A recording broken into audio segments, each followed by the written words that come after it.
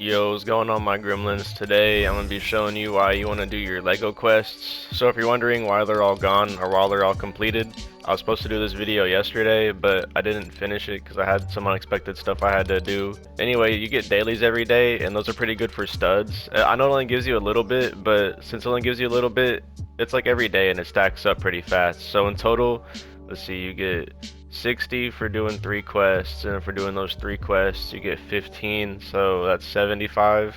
So you almost get 100 a day off of just doing stuff in survival. You can double that and you can go to creative or sandbox mode, and these ones are actually 25 and they're easier because they're in sandbox. That's 165 studs a day, which I mean I know doesn't seem like a lot, but take that into like a week.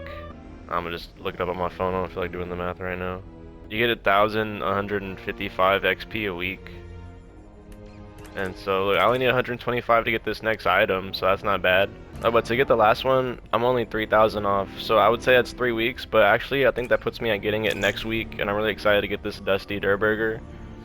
But I'm gonna go back to the footage that I recorded yesterday. So this is the footage from yesterday. So pretty much I'm showing that I did all my Star Wars quests, and I mean, you can look up another guide for them, but that's your reward. The little bed and the chair and the lamp, they're pretty cool. And then the getting started is honestly, there's no reason for these. It's really just a tutorial, and they just kind of take up space on your screen. You don't get XP or studs for them, which is kind of annoying. But the milestones give you really good studs, and they're pretty easy to get. Each one has 20 tiers, and that's 10 studs. So that's 200 if you finish each one. And yeah, the challenges take kind of long, but it's studs either way, and I'm almost done doing them, and I haven't even really gone for them yet. But getting into the week 2 challenges, so this is the best way to get studs. Like each one's giving you 515 studs, that's amazing. But you have to deal damage with blasters, place builds in a dry valley cave, and destroy pieces. And then I like to do the dailies at the same time because you're not really going to waste any time doing it, but you're going to need to add 3 creatures to your inventory, place 50 shogun builds, and then break 50 pieces. So what we can do is we're going to place all these pieces in a cave, and then we're going to break all of them using the blaster, because I'm sure that like counts for the damage points with the blaster. So all I had to do was find a cave and then fly around until you find a nice open space, and then I waited till I got like a skinnier build to put down. So I went for the shogun pieces. I went for the shoji wall one because it's really small, and I just go ahead and spam 50 of them around here. And then after I'm done, I place the activation switch, and I only need to use it 6 times. It was one of my daily challenges. I'm pretty sure I placed it with the weekly earlier whenever I was talking about it. But after you use the switch a couple times and your challenge is done, you can just go ahead and break all these. So I start by shooting them with the blaster, and it actually does work, and the numbers went up really fast for me finishing my blaster points. So that was easy enough. I also threw down some creatures to get a little like points in, but since they're skeletons, they didn't do that much damage or they didn't cost that much damage points. But anyway, whenever you're done with that, go ahead and break all these. I definitely recommend using a pickaxe just because you can just one-hit them and get out the way. And then they'll just pop up in the corner whenever you're done. I placed a little bit more than 50, but whenever you're done and you back out, it'll show all the new stuff that you got. So just doing those couple challenges, I got 1,545 studs, and that's pretty good. It was enough to unlock 4 different things for me out of the past. And then they gave me like a feedback like survey for Lego Fortnite. I never had one this big, so that was kind of interesting. I wonder what they're cooking up with this. But now with the creative challenges out the way, I can do the survival. So I still have one week 1 challenge to do, which is to build a guided vehicle build, and then collect Duracell scraps, craft a DL-44, defeat 3 Imperial officers, place 50 Rebel pieces or Imperial, and tame an animal. And then our dailies are assign a villager a job, craft 1 harvesting tool, and eliminate 3 wolves. So those challenges don't sound too bad, so I'm going to start off with the DL-44. I just had to gather the resources real quick, which I had all of them just from leveling up my Star Wars village, so just make sure you're talking to the captain every time you level it up and you'll have all your resources. Next is to tame an animal, and I didn't have any animals and I had a barn, so I knew I had some animal treats. And if you don't have a lot of animal treats, just in your Star Wars village, if you go talk to the fish guy that's cooking all your food, I don't know why he gives me so many animal treats. I don't know if it's because it's a new item and he's like a newer cook and that's just what he has on mind is animal treats, but shout out to him because it was easy for me to do this challenge. I ended up getting a dry valley chicken, and I just brought it back to my base. It only took 3 treats, and I probably fed him like before the timer ran out, like both times to be honest, but I wanted to make sure he wasn't going to run away or be like, hey, where's my treat? I just wanted to hurry up and get him to my base, but he wasn't too far, so that's why I was able to pull it off. But if you can see about how far the desert is from my grasslands village, then like you can see about how many treats he'll take. But it only took 3, and the distance wasn't even that far, to be honest.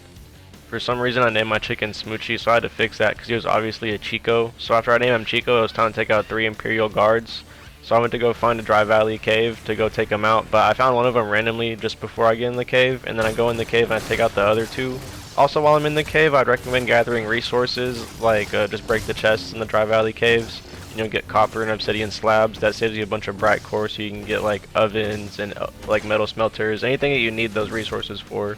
Or leveling up a crafting bench. It just, I don't know, it saves you a lot of bright core, and I definitely recommend it. Also, while I was in the cave, I got my 10 scrap Durasteel because of all the stormtroopers, so that was like a 2-for-1 for me. But whenever I was done doing that, it was time for me to go after some wolves for my daily challenge. So I was just flying around the grasslands, and they're not hard to find. I found like 2 or 3 within a couple minutes, and then I take them out pretty fast.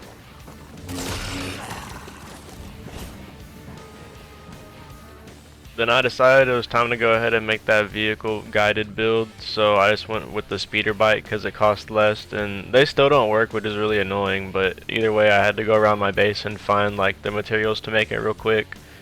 And I just decided to put it in this little bay because it looks kind of like a garage, and I don't know, I'm not going to be at this base all the time, so I didn't get a bunch of animals for it. I just have Chico, which I just put on there for my challenge anyway.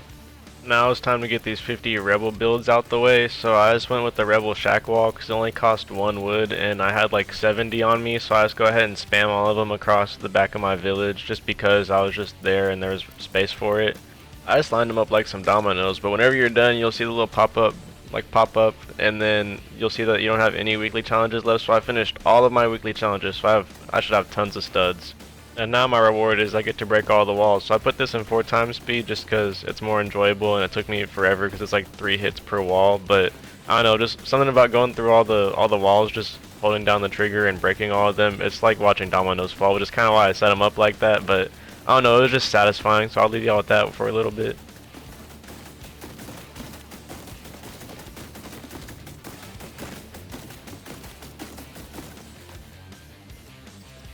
Now all I have left is to assign a villager a job, so I go fly to the cave that takes you to the Star Wars village. I take that to go to my main base, which is right next to the cave, luckily.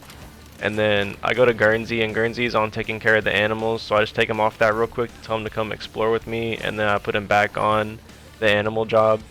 And that's all you need to do is just take him on and off the job, so that one's pretty easy. And then on my way back to the Star Wars village, there's 5 bushes of raspberries, and that's exactly how many I need to get to the next milestone for my milestone tab on eating food. So I go ahead and do that real quick. And after all those challenges, I went and got 1 more tier, so I got the Mos Eisley Tower and another decor set. And then that's where I am today, where I'm 125 studs off of getting the next decor item. But anyway, if you enjoyed today's video, make sure to leave a like and subscribe. Comment if you do your challenges or if you're going to start because you watched this video. But that's really all I have for y'all, so it's been muted. I'm going to leave you with this last little clip, and I'll see you in tomorrow's video.